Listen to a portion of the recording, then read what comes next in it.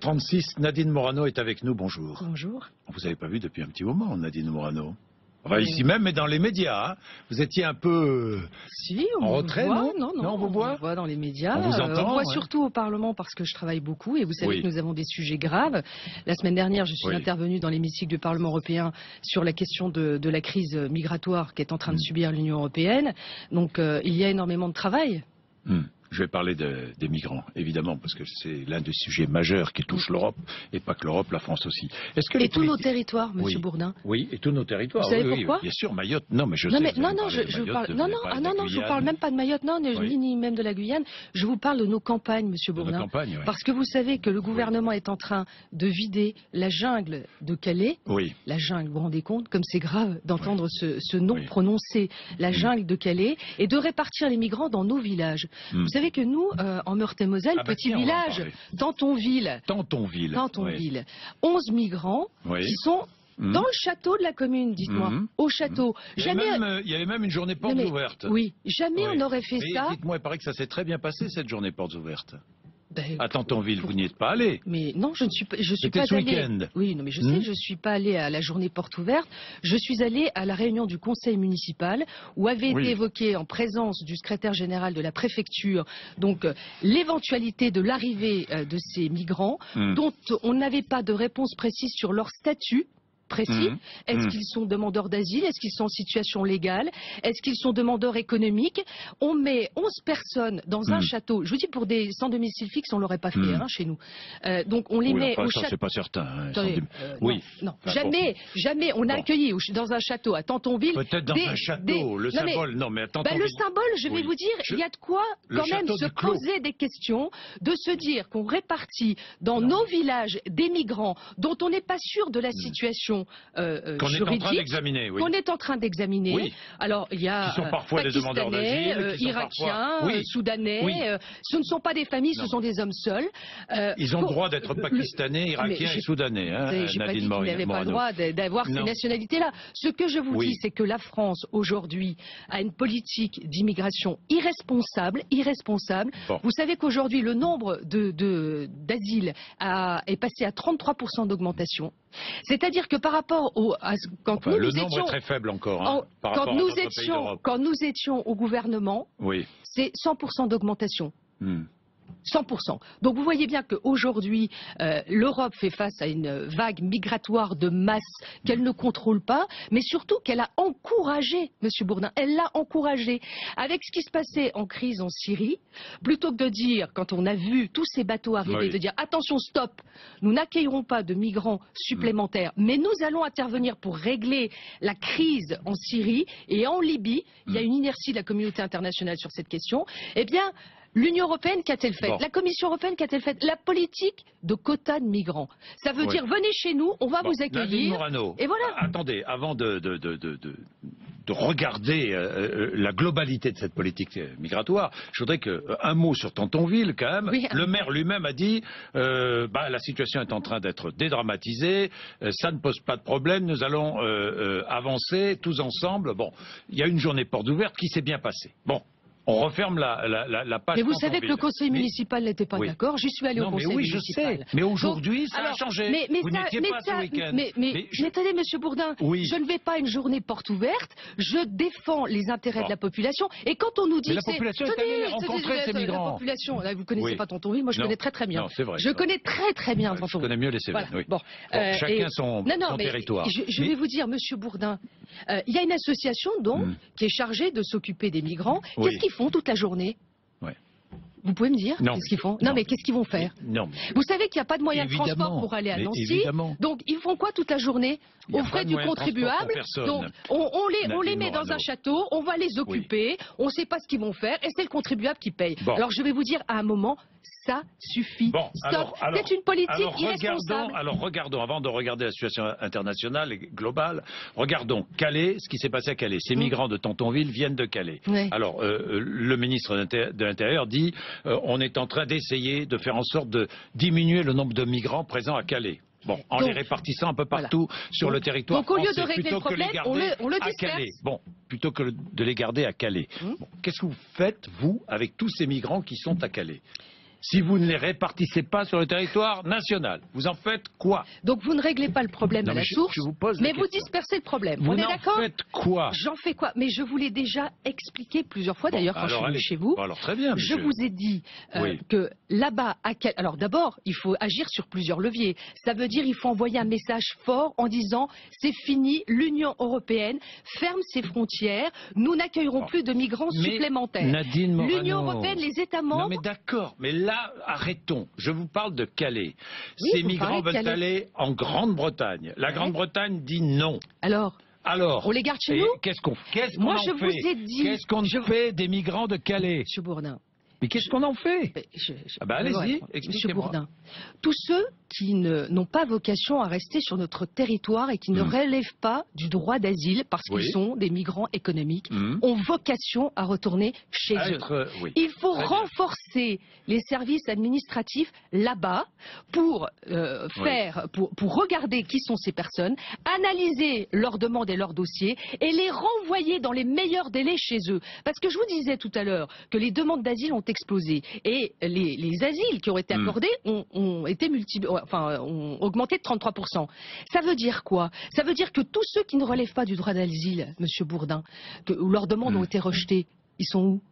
Ils sont où? On les renvoie pas chez eux, c'est ça aussi le problème. Donc ça veut dire que si on renvoie chez eux tous ceux qui ne relèvent pas du droit d'asile... Vous savez qu'on a une particularité française, c'est qu'ils ne veulent pas venir en France. Beaucoup ne veulent pas rester en France. Oui, c'est ça, bien sûr. D'accord. Non mais bon... C'est pas vrai? C'est vrai ou faux? Mais écoutez, vous savez qu'à Calais, il y a un an, il y avait... Pourquoi est-ce qu'il y a moins de demandes d'asile en France qu'ailleurs en Europe? Il y avait 800 personnes, il y en a eu pratiquement 6000. Qui veulent aller en Grande-Bretagne. Aujourd'hui, mais il y en a chez nous. Arrêtez. Nadine Morano, mais vous le savez bien, s'ils sont à Calais, c'est pour passer la Manche. Mais alors, pourquoi il y a 33% d'augmentation des asiles qui ont été accordés, Monsieur Bourdin? Si la France n'intéressait pas, il n'y aurait pas d'augmentation. Nadine Morano. Il n'y aurait pas d'augmentation, ni même de naturalisation, ni même de naturalisation. Pourquoi n'êtes-vous pas allé manifester à Calais samedi? Monsieur Bourdin, d'ailleurs, je vais aller à Calais prochainement. Et deuxièmement... Alors, le président de la République ferait bien d'y aller, peut-être, non? Je pense que le président de la République ferait bien de prendre ses responsabilités, déjà au niveau de l'Union européenne et au niveau de la France, ce qu'il ne fait pas aujourd'hui. Est-ce que vous auriez manifesté à Calais samedi? Non, je n'aurais... Avec ceux qui protestaient contre la présence de ces migrants, justement. Je n'aurais pas manifesté. Pourquoi? Parce que je respecte la loi de mon pays et que nous sommes en état d'urgence et que par définition, normalement, les manifestations sont interdites. Bon, je comprends que cette situation engendre, mais vraiment un ras-le-bol dans cette commune. Est-ce que ça vous choque que certains manifestants aient été interpellés et soient jugés en comparution immédiate aujourd'hui? Et notamment un ancien général, un général à la retraite. Général 4 étoiles, qui a servi avec beaucoup de dignité. Est-ce que ça vous choque? Il est injusticiable comme les autres. C'est ça la réalité. Mais en même temps, je trouve que le contraste est saisissant entre ce qui se passe avec ce rassemblement de personnes dans une manifestation qui était interdite, parce que c'est vrai que là-bas, il peut y avoir vraiment des confrontations entre les pour et les contre. Vous auriez interdit les manifestations, vous aussi? Je crois qu'à Calais, c'est pas judicieux d'y faire des manifestations. C'est un secteur où on voit bien qu'il y a beaucoup de tensions, et donc y faire des manifestations... Alors un général à la retraite est un citoyen comme un autre. Un général à la retraite, avec tout le respect que je lui dois pour tout ce qu'il a fait pour la France, est un citoyen comme un autre, mais pas moins que ceux qui ont tagué la statue du général de Gaulle. Et tous ceux qui font des casses multiples et variées dont on ne voit pas une justice aussi rapide. Donc il y a un contraste qui me paraît assez saisissant. Alors, avant d'en venir à la situation globale migratoire, vous avez raison.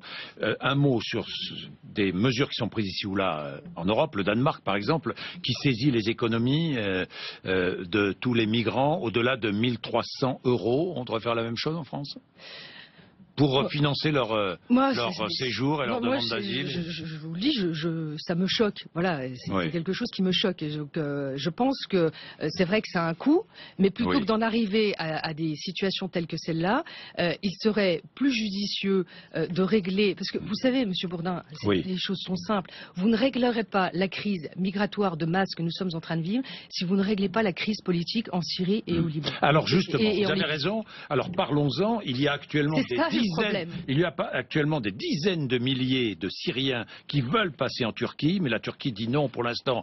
Elle a déjà 2,5 millions de réfugiés. C'est vrai qu'elle va être aidée, 3 milliards d'euros par l'Union européenne. Comme en Jordanie, comme au Liban. Mais ce sont des Syriens qui fuient le régime de Bachar al-Assad, que vous soutenez.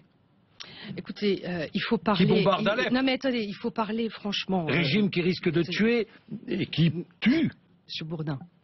Oui, si nous voulons régler cette crise là-bas, puisque aujourd'hui l'opposition au régime de Bachar el-Assad est complètement explosée entre des dizaines de groupes qui se revendiquent de l'opposition, et nous avons un ennemi puissant contre lequel nous devons nous coaliser tous. C'est l'État islamique. Et donc par rapport à cela, nous devons intervenir en Syrie. Pour l'instant, je suis désolé, Bachar el-Assad est au pouvoir, et nous devons intervenir avec la Russie. Mais qu'est-ce qu'on fait? On intervient à ses côtés pour bombarder Alep? Il faut rétablir la population civile. Il faut rétablir, Monsieur Bourdin, la guerre c'est plus compliqué que ça. Oui. D'accord. Donc, aujourd'hui, il n'y a pas d'opposition. Opérationnel au régime de Bachar el-Assad. Donc nous devons faire avec ce que nous avons, et donc nous devons intervenir pour rétablir la sécurité en Syrie avec la Russie, avec l'Iran, et nous devons combattre Daesh. Une fois que nous aurons exterminé cet État islamique, eh bien vous savez, les réfugiés n'ont pas envie de venir chez nous, ils me l'ont dit moi, ils viennent chez nous, pourquoi? Parce que personne ne règle la crise là-bas. Ils n'ont pas du tout envie de venir chez nous. Mais voilà, et quand on nous parle de... Parce qu'il faut dire la vérité aussi aux Français, quand on vous parle de rétablir aussi la sécurité extérieure, aux frontières extérieures. Schengen est menacé et il faut rétablir la sécurité aux frontières extérieures. C'est vrai, mais c'est illusoire. Tant qu'on ne réglera pas la crise là-bas, vous allez faire quoi? Vous allez mettre des barbelés le long de la frontière gréco-turque? Bien sûr que non. Donc de toute façon, même en renforçant les frontières extérieures, vous n'arriverez pas à tarir cette immigration de masse si vous ne réglez pas le problème politique là-bas. Et donc, comme les États membres traînent des pieds à prendre des décisions opérationnelles, eh bien nous subissons cette vague migratoire, parce que la réalité, c'est que nous n'intégrons pas ces personnes.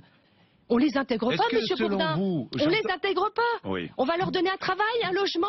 C'est bien beau de les mettre au château de Tantonville. Et après c'est ça la vraie question. Nadine Morano, est-ce que vous pensez que, comme le disent certains membres du Front National, nous sommes dans l'islamisation de l'Occident? Alors, je dirais pas nous sommes dans l'islamisation de l'Occident. Je dis simplement que nous avons un ennemi commun qui est l'islam radical. Bon. Voilà, l'islamisme, vous voyez, les radicaux, les obscurantistes. Oui. Hein, voilà, c'est ceux-là. C'est ceux qui instrumentalisent l'islam. Ils instrumentalisent l'islam pour nous combattre. C'est ça la réalité. La déchéance de nationalité, c'est utile ou pas? Brice Hortefeux disait hier, c'est utile. Il faut absolument voter ce texte. Vous n'êtes pas député national, mais vous le voteriez? Non, parce que je suis favorable à la déchéance de nationalité, qui est déjà dans notre arsenal législatif. C'est déjà dans la loi. Il n'y a absolument pas besoin de l'inscrire dans la Constitution. Il suffit de modifier la loi. Donc on voit encore François Hollande être dans un grand théâtre Il n'est pas le seul dans ce théâtre, il y a du monde. Non, mais franchement, ça fait des semaines que ça dure. Quand je vois la perte de temps qu'on utilise à parler de la déchéance de nationalité, qui existe déjà dans la loi, qu'il suffirait seulement de compléter, quand je vois que certains s'interrogent sur le destin d'apatride ou pas, de terroristes... Nicolas Sarkozy notamment. Mais attendez, pour moi, un terroriste est un terroriste. Il ne mérite pas d'avoir la nationalité française. De fait, il s'exclut de la communauté nationale. Et donc, à partir du moment où il s'est retourné contre son pays, quand il a tué des Français parce qu'ils sont Français, eh bien, ils ne méritent pas d'avoir la nationalité française. Voilà. Donc qu'ils soient français, naturalisés, mais bien sûr. Et moi, je n'ai aucun état d'âme. Mais je n'ai aucun état d'âme. Moi, le destin de ces terroristes-là ne me préoccupe pas. Moi, ce qui me préoccupe, c'est les victimes. C'est pas le destin des terroristes. Moi, pour moi, ils mériteraient la perpétuité réelle. Réelle. Vous voyez. Donc, quand je vois que pendant des semaines, on parle de cette déchéance de nationalité de terroristes pour savoir s'ils vont être apatrides ou pas, mais enfin, on se fiche des Français. Mais qu'est-ce que vous croyez que François Hollande... Vous croyez qu'on n'a pas autre chose à faire avec le taux de chômage qu'on a? Non mais franchement, je trouve ça mais scandaleux. Est-ce que vous croyez au slogan du Front National, la France apaisée? C'est pas eux qui apaiseraient la France, en l'occurrence, pardon, mais avec la sortie de l'euro, avec la sortie de l'Europe, avec une politique d'extrême gauche, je vois pas comment le programme prôné par Marine Le Pen, d'ailleurs s'ils se remettent en question, c'est qu'ils voient bien qu'ils incarnent encore ce parti du ras-le-bol, mais pas un parti de gouvernement. Donc s'ils ont fait un séminaire pour se remettre en cause, c'est qu'ils savent bien que par exemple la fermeture des frontières, vous expliquez ça dans ma région. Oui. Moi en Lorraine, vous avez plus de 60 000 transfrontaliers qui passent la frontière tous les jours, vous leur dites demain on remet les postes frontières fixes, il y aura des bouchons comme vous avez connu il y a très longtemps, mais ça ils vous disent attendez, mais nous la libre circulation des personnes et des biens c'est une avancée, bien sûr c'est une avancée pour l'Europe. Voilà, donc ça ne marche pas. La retraite à 60 ans, franchement tout le monde sait qu'on ne pourra pas financer, donc ça ne marche pas. Donc tout ça sont des belles promesses et en fait on sent très bien que si les gens dans leur grande majorité votent pour le Front National, c'est parce qu'ils en ont marre et parce que ça incarne le parti du ras-le-bol. S'ils voulaient vraiment les mettre en état de gérer le pays, vous croyez qu'ils n'auraient pas gagné au moins 2 ou 3 régions? Ils ont perdu. Nadine Morano, vous avez lu le livre de Nicolas Sarkozy? Non. Et il vous l'a dédicacé? Non, puisque je ne l'ai pas lu, donc il ne l'a ni envoyé ni dédicacé. Non, mais il aurait pu, je sais pas, il aurait pu vous l'envoyer, vous auriez pu ne pas le lire encore. Mais je lirai parce que ça m'intéresse. Il a reconnu ses erreurs, vous l'achèterez alors. Mais bien sûr que je l'achèterai. Il a reconnu ses erreurs et vous dites, ça le disqualifie en grande partie. Alors là, moi je comprends pas pourquoi. C'est bien, non, de reconnaître... Oui, mais... ses erreurs. Écoutez, je crois que, objectivement...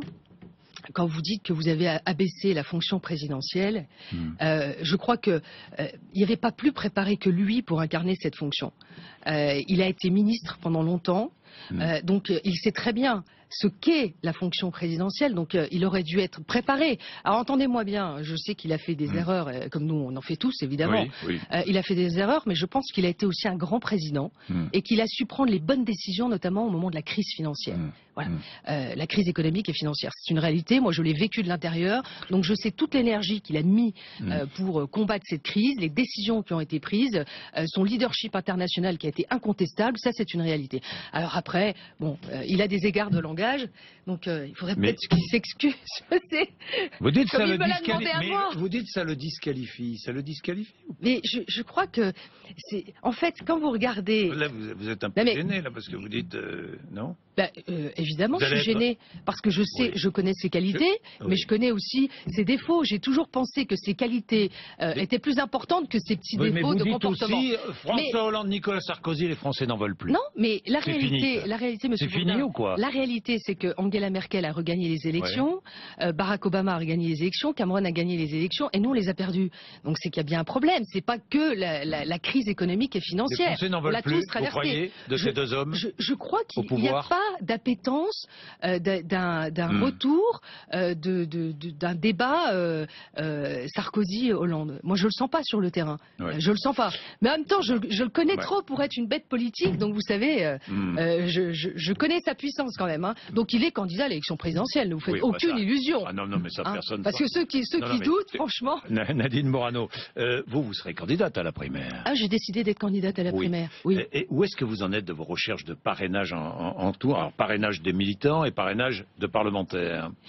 Les parrainages de militants, et d'ailleurs je voudrais les remercier à votre antenne parce que j'avais lancé une plateforme, vous savez, vous tapez www.jeparrainemorano.com. Vous êtes à combien là? Là j'ai largement les 2500 parrainages de militants. Donc et les parlementaires? Après vous avez les élus locaux. Il vous en faut 250 parrainages d'élus avec 20 parlementaires. Donc les élus locaux, ça rentre très très bien aussi. Merci, je vous remercie de votre confiance. Et les parlementaires? Et les parlementaires, c'est un peu difficile ça. Non, ne croyez pas, parce que j'ai des discussions avec certains d'entre eux, et je sens un vent de liberté, et surtout une envie de gagner cette échéance de 2017, mais vraiment très ancrée chez les parlementaires, qui savent qu'ils sont attendus eux-mêmes dans leur circonscription, et qui savent que de toute manière, si nous gagnons les élections présidentielles, nous regagnerons les législatives par définition, parce que c'est juste après. Donc il y a cette envie vraiment de tout faire pour gagner 2017. Et je ne suis pas sûre que le casting privilégié par les médias, parce qu'il y a les candidats des médias